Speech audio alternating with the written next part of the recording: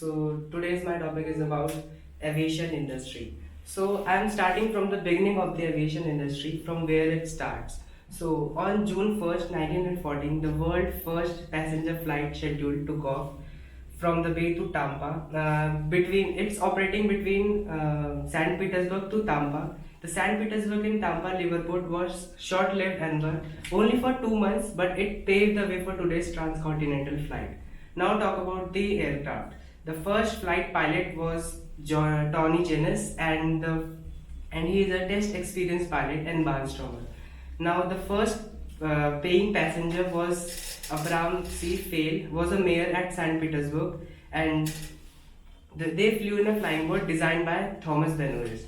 Now talk about that what is the importance of aviation. So all you know that aviation provides the only rapid worldwide transportation network which makes it essential for global business, and it also generates economic growth, creates jobs and facilitates international trade and tourism.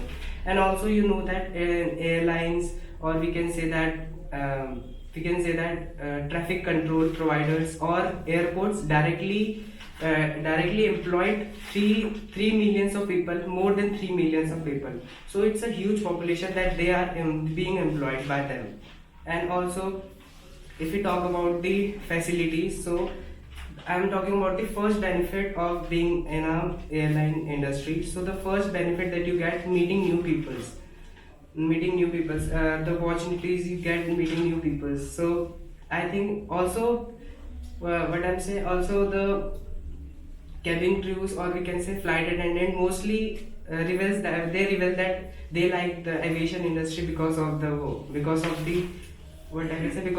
meeting new peoples. So that's all my views about the aviation industry. Thank you.